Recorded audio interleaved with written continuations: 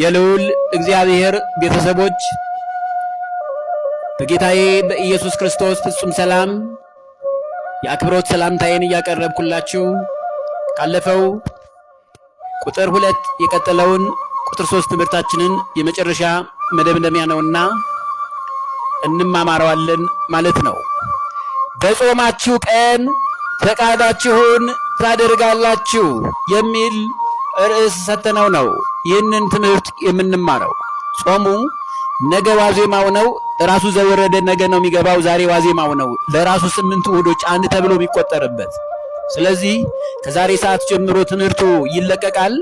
ሁሉ ጊዜ በማስተዋልና በጥበብ የእግዚአብሔርን ቃል እንስማ።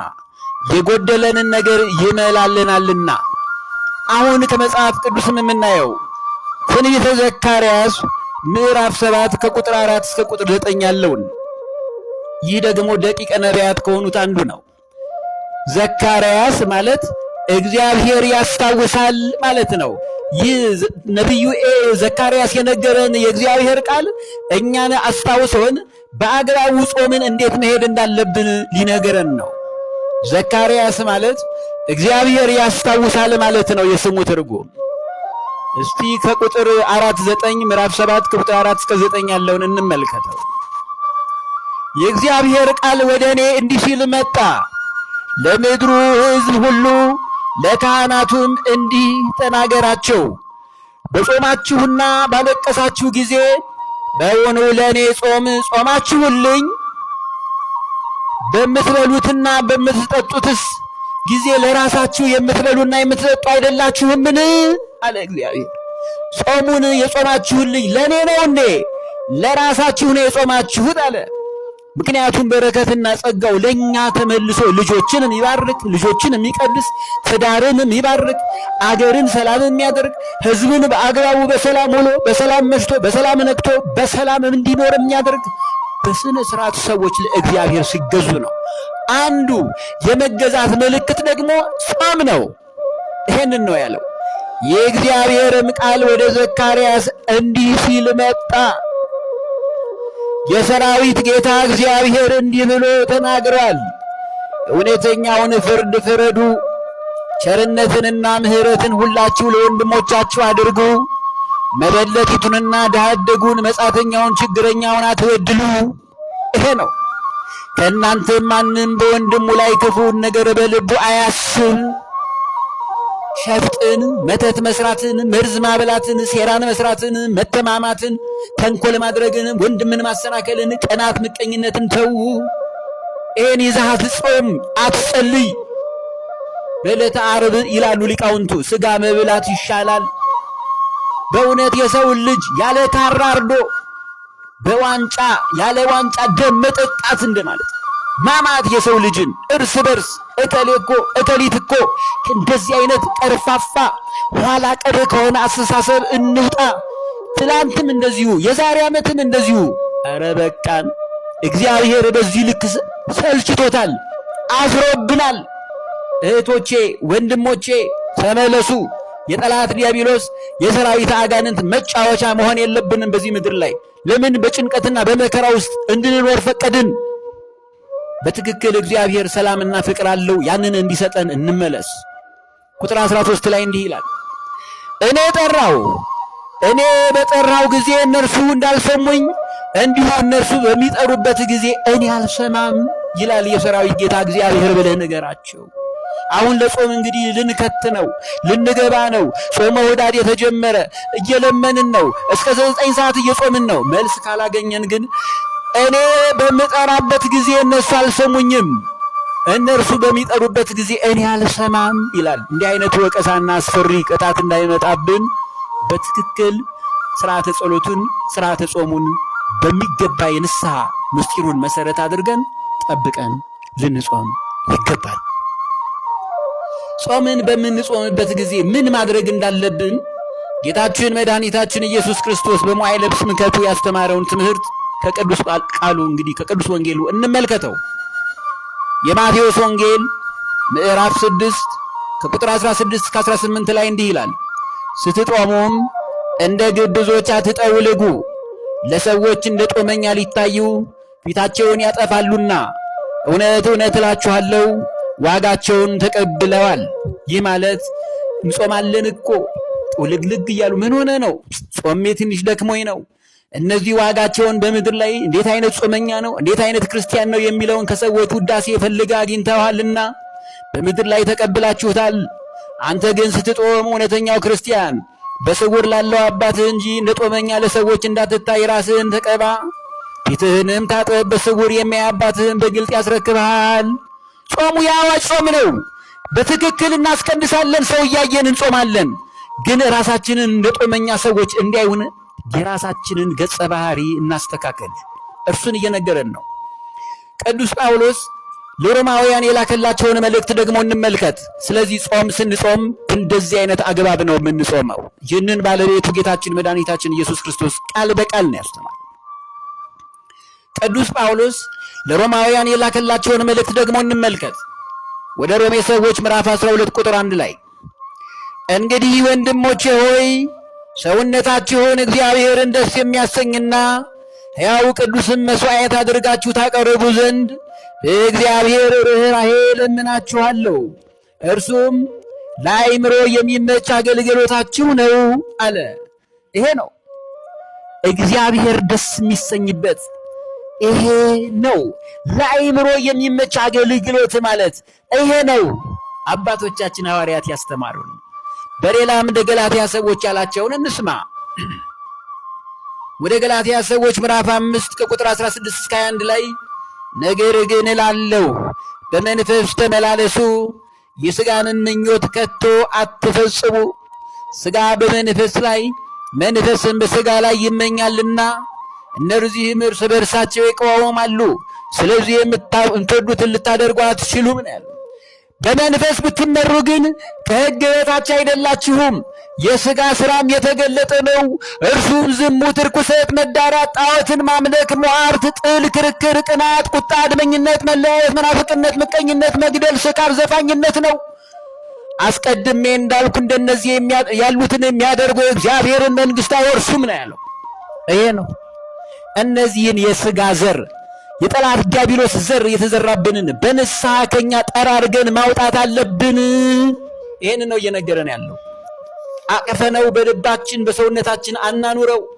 ይህ ማለት ቀርፋፋና ኋላ ቀር እንድንሆን አድርጎናል። ይሄ ነው። እንዲህ ያሉትን የሚያደርጉ የእግዚአብሔርን መንግሥት አይወርሱም ነው። 9 የመንፈስ ፍሬዎችን በልቦናችሁ ውስጥ ቋጥሩ። እዚያው ቁጥር 9 ላይ ቁጥር 22 ላይ የገላትያ ሰዎች ምዕራፍ 5 ከቁጥር 16 እስከ 21 ነው ያየነው የሥጋ ዘሮቹን። የመንፈስ ፍሬ የሚባሉትን ግን ቁጥር 22 ላይ እንዲህ ይላል። የመንፈስ ፍሬ ግን ፍቅር፣ ደስታ፣ ሰላም፣ ትዕግስት፣ ቸርነት፣ በጎነት፣ እምነት፣ የዋሃት፣ ራስን መግዛት ነው ይላል። እነዚያን አስወጥታችሁ እኒህን 9 የመንፈስ ፍሬዎችን በውስጣችሁ ተከሏቸው እያለን ነው። ይህን ጊዜ ነው ስንጾምና ስንጸልይ እግዚአብሔር ደስ ብሎት የሚቀበለን። ሰውነን ደካማነን፣ ግን በዚህ መልኩ ይሄን አውቀን እንጸልይ እንጾም። ስርዓቱ ይሄንን ነው የሚያመለክተውና አሁንም ታላቁ አባታችን ብርሃነ ዓለም ሐዋርያው ቅዱስ ጳውሎስ ለኤፌሶን ሰዎች የላከውን መልእክት እንመልከት። የሐዋርያው የቅዱስ ጳውሎስ መልእክት ወደ ኤፌሶን ሰዎች ምዕራፍ 5 ከቁጥር 5 እስከ 11 እንዲህ ይላል። ይህንን እወቁ፣ አመንዝራም ቢሆን ወይም እርኩስ ወይም የሚመኝ እርሱም ጣዖትን የሚያመልክ በክርስቶስና በእግዚአብሔር መንግሥት ርስት የለውም። ከዚህ ምድር ብቻ አይደለም ከሰማይም ርስት ገነት መንግሥተ ሰማያትን አይወርስም። ከዚህ የተነሳ በማይታዘዙት ልጆች ላይ የእግዚአብሔር ቁጣ ይመጣልና ማንም በከንቱ ንግግር አያታላችሁ አለ። እንግዲህ ከእነርሱ ጋር ተካፋዮች አትሁኑ። ቀድሞ ጨለማ ነበራችሁና አሁን ግን በጌታ ብርሃን ናችሁ አለ። ጾሙ ቀድሞ ጨለማ ነበርን። ያ ጾም እግዚአብሔር በሞቱ እኛን ወደ ብርሃን አስገብቶናልና በእነዚህ ዝርክርክ በሚያደርጉን የሥጋ ዘሮች ምክንያት ግን ጨለማ ውስጥ አትግቡ ነው። ቀድሞም ጨለማ አሁንም ለጨለማ አትዘጋጁ ነው። ቀድሞ ጨለማ ነበራችሁና አሁን በጌታ ብርሃን ናችሁ ያለን። ይህን ብርሃንነታችንን ከውስጣችን ያለውን ጨለማ በንስሐ እንግለጠው። ይሄ ነው የብርሃኑ ፍሬ በበጎነትና በጽድቅ በእውነትም ሁሉ ነውና። የብርሃኑ የክርስቶስ ፍሬ በበጎነት በጽድቅ በእውነት ሁሉ ነውና ለጌታ ደስ የሚያሰኘውን እየመረመራችሁ እንደ ብርሃን ልጆች ተመላለሱ ያለው። የእውነት የቅዱስ ቃሉ በረከት ይደርብን። ክርስቲያኖች እግዚአብሔር የሚፈልገው ይህንን ነው። ማን ነው እግዚአብሔርን በበረከቱ ያልናፍቀው? ለብዙ ዘመን ከእግዚአብሔር ተለይተን ፍቅሩ አይናፍቃችሁም? የድንግል ማርያም ፍቅር አይናፍቀንም? የቅዱሳን መላእክት ቡራኬ አይናፍቀንም? ናፍቆናል። እንደዚህ ጨምድደው እግዚአብሔርና እኛ እንዳንገናኝ ያደረጉንን እነዚህን ግንብ የኃጢአትን ግንቦች በንስሐ እንናዳቸው። ጊዜያዊ ብርቅርቅ ያለው ዓለም አያታላችሁ። ዓለም ከንቱ ናት። በአግባቡ በሥርዓት እየኖርንባት ከንቷን ዓለም በጥበብ ማለት ይቻላል። እግዚአብሔር ኃይሉንና ጸጋውን አብዝቶ ይስጠን እንጂ አሜን። ፍሬም ከሌለው ከጨለማ ሥራ ጋር አትተባበሩ። ጨለማ ያለው ዲያብሎስንና ተግባሩን ሥራ አትተባበሩ፣ ይልቁንም ግለጡት እንጂ የእግዚአብሔርን ብርሃን በቃለ እግዚአብሔር ስብከት በፍቅሩ ስበኩት፣ ንገሩት። በተግባራችሁ በሕይወታችሁ ግለጡት። ባኗኗራችሁ፣ ባካሄዳችሁ፣ ባነጋገራችሁ፣ ባረማመዳችሁ፣ ባበላላችሁ፣ ባጠጣጣችሁና በሥርዓት በመኖራችሁ የእግዚአብሔርን ብርሃን በላያችሁ ላይ ግለጡት ነው ያለው። ይህንን ያስተማር። እንዲሁ ሊቀ ሐዋርያት ቅዱስ ጴጥሮስም ድርሻውን ተወጥቷል። እንስማው። አንደኛ ጴጥሮስ ምዕራፍ 2 ከቁጥር 1 እስከ 2 ላይ እንዲህ ይላል፣ እንግዲህ ክፋትንም ሁሉ ተንኮልንም ሁሉ ግብዝነትንም ቅናትንም ሐሜትንም ሁሉ አስወግዳችሁ ጌታ ቸር መሆኑን ቀምሳችሁ እንደሆነ ለመዳን በእርሱ እንድትታደጉ አሁን እንደተወለዱ ሕፃናት ተንኮል የሌለበትን የቃልን ወተት ተመኙ። ይሄ ነው ሊቀ ሐዋርያት ቅዱስ ጴጥሮስ ያለን። ቀናትን ሐሜትን አስወግዳችሁ ግብዝነትን፣ ተንኮልን፣ ክፋትን ከእናንተ አርቃችሁ በመስማማት በፍቅር ለመዳን በእርሱ እንድታድጉ በእግዚአብሔር ፍቅር እንድታድጉ አሁን እንደተወለዱ ሕፃናት ተንኮል የሌለበትን የቃልን ወተት ቅዱስ ቃሉን በፍቅር እየሰማችሁ ተመኙ። ጊዜያችሁን በከንቱ በማይጠቅም ፊልምና በማይጠቅም የዚህ ዓለም የሥጋ ደስታ አታቃጥሉ፣ አትግደሉ እያለን ማነው ለእግዚአብሔር ቃል ጊዜ የሚሰጥ? ጊዜ የለውም። ሌላ ለዕለታዊ መዝናኛ ውጣ ከሱ ሕይወት። ጊዜ የለንም። ቁጥር 9 እስከ 10 ላይ እዚያው ቅዱስ ጴጥሮስ አንደኛ ጴጥሮስ ምዕራፍ 2 ላይ ከቁጥር 9 እስከ 10 ያለውን እንስማ። እናንተ ግን ከጨለማ ወደሚደነቅ ብርሃኑ የጠራችሁን የእርሱን በጎነት እንድትነግሩ የተመረጠ ትውልድ፣ የንጉሥ ካህናት፣ ቅዱስ ሕዝብ፣ ለርስቱ የተለየ ወገን ናችሁ ነው። እኔ በቀራንዮ ነፃ ወጣችሁ፣ በነፃነት ልንኖር ክርስቶስ ነፃነት አወጣን። እንግዲህ ጸንታችሁ ቁሙ፣ እንደገናም በባርነት ቀንበር አትያዙን ያለው ገላትያ ምዕራፍ 5 ቁጥር 1 ላይ። እንደገና በባርነት ቀንበር ለምን እንያዛለን?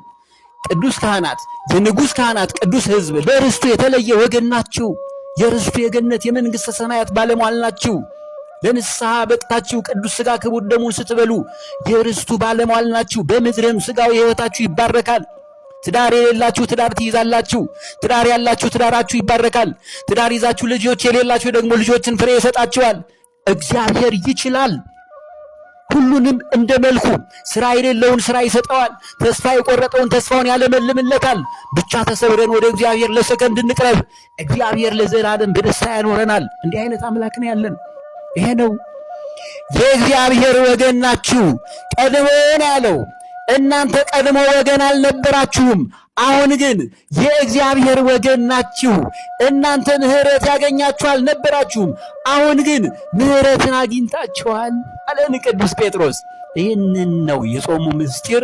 በአግባቡ ጾመን ስንበረታ ወገን ያልነበረውን ወገን ያደርገናል። ምሕረት ያላገኘነውን ምሕረት ይሰጠናል። አሁን ምሕረትን አግኝታችኋል። እንዲህ ብሎ ጾመ ሁዳዴን አብይ ጾምን የ2018ን እናቶቼን፣ እህቶቼን፣ አባቶቼን፣ ሊቃውንተ ቤተ ክርስቲያኑን እንዲሁም ካህናት፣ ቀሳውስቱን በሌሎች ቤተ እምነት ያሉትንም ጨምሮ ሁሉም እንዲድን ነው እግዚአብሔር የሚፈልገውና በተሰበረ መንፈስ የእርሱ ልጆች ያድርገን። አሜን። በጾማችሁ ቀን ፈቃዳችሁን ታደርጋላችሁ። ትንቢተ ኢሳይያስ ምዕራፍ 58 ቁጥር 3 የተገለጠው የቁጥር 3 ትምህርታችን እዚህ ላይ ተፈጽሟል። ያስተማረን የመከረን ጌታችን መድኃኒታችን ኢየሱስ ክርስቶስ ለስም አጠራሩ ክብርና ምስጋና ለእርሱ ይሁን። አሜን። ወስብሐት ለእግዚአብሔር።